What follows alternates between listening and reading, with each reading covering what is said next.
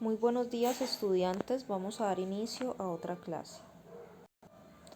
Bueno, vamos a seguir hablando de la inteligencia emocional porque es una de las inteligencias más importantes que debemos de tener y debemos desarrollar. Importante pues para poder vivir con los demás de manera pacífica.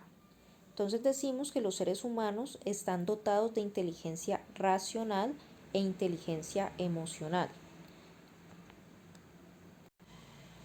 La primera, es decir, la inteligencia racional, tiene una fuerte carga genética, es decir, está más influenciada por la herencia y por lo tanto es menos modificable. ¿Cuál es esa inteligencia racional? Es esa inteligencia que nos hace, por ejemplo, ser buenos para resolver problemas, digamos, de tipo matemático, de tipo lingüístico. Es básicamente aquella que nos hace estudiar mejor, poder aprender más rápido. Toda esa es la inteligencia racional. En cambio, la inteligencia emocional estaría más influenciada por el ambiente familiar y social en el que crecen las personas y por tanto es susceptible de ser modificada, tanto por nuestra propia voluntad como por agentes externos. Entonces decimos que la racional está más influenciada por la herencia que tenemos de otras personas, es decir, por la genética de nuestros padres, de nuestra familia, pero la inteligencia emocional sí está más influenciada por el contexto en el que vivimos, es decir, que es más fácilmente modificable. El primer paso para educar los sentimientos consiste en reconocerlos, para controlarlos, manejarlos y solucionar la situación que los provoca.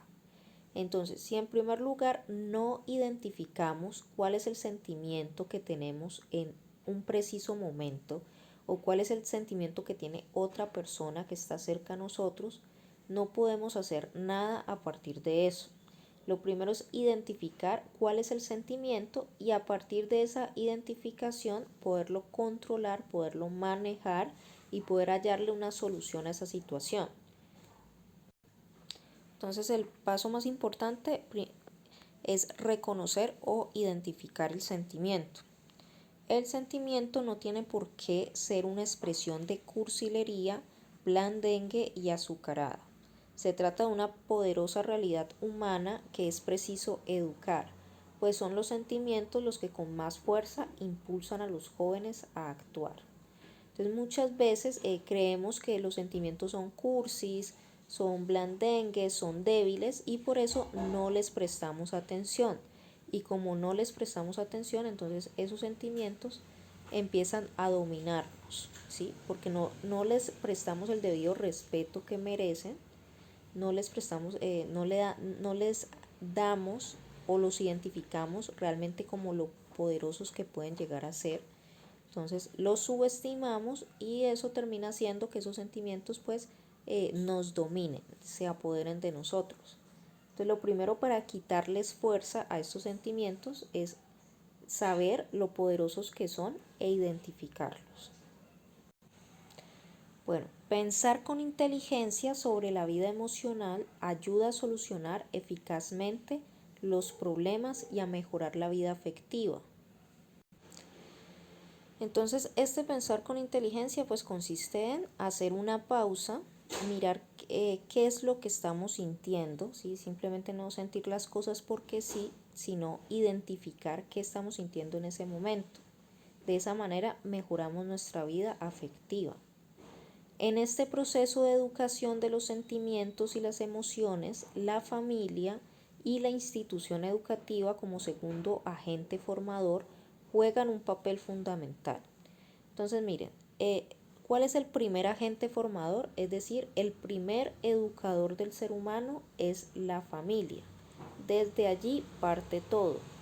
La familia es la que se encarga en la infancia de enseñar cuáles son los valores.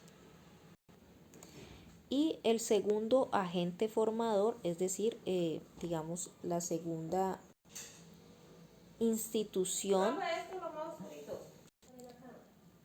que se encarga de formar en valores es la institución educativa.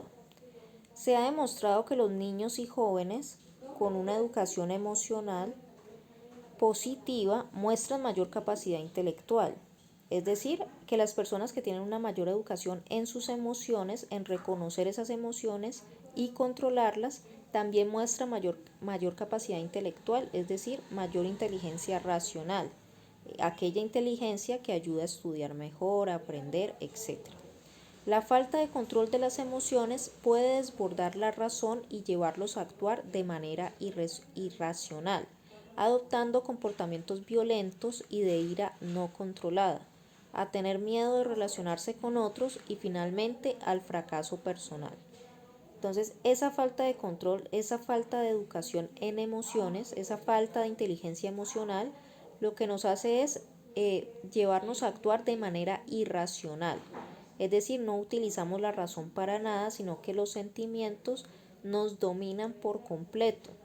Los sentimientos y las emociones. ¿Cuáles sentimientos? Por ejemplo, la ira, ¿sí? El miedo. Todos esos tipos de sentimientos negativos nos dominan y no podemos empezar a controlarlos o a tomarlos de manera racional. ¿Sí? ¿Por qué? Porque no tenemos esa educación, porque no hemos desarrollado esa inteligencia. Entonces, aprender a manejar los sentimientos y las emociones no significa reprimirlos, significa analizar su conveniencia y adecuar su expresión. ¿Qué quiere decir esta última parte? Que cuando nosotros desarrollamos la inteligencia emocional, no es que estemos reprimiendo nuestros sentimientos, es decir, no es que estemos eliminando lo que sentimos, simplemente que nosotros empezamos a identificar exactamente cuál es ese sentimiento y lo empezamos a controlar. ¿Listo? Entonces, por ejemplo, nos sentimos enojados con algo, con una situación que nos hizo molestar. Entonces, una persona con baja inteligencia emocional lo que va a hacer es enojarse muchísimo, empezar a gritar o empezar a golpear o a tirar cosas, etcétera. Pero una persona que ha trabajado en esto, en su desarrollo emocional, entonces se va a dar cuenta de que se está descontrolando, de que se está enojando mucho, va a tomarse un tiempo para respirar lentamente y volver a tratar de controlarse y a que la emoción disminuya. ¿Listo? Entonces eso es lo que significa inteligencia emocional. Bueno, vamos a realizar entonces esta actividad que es tu conducta o la de tus amigos son un indicador de cómo se están sintiendo. Piensa si tú o tus amigos han vivido situaciones como las que se describen a continuación y analiza sus posibles causas.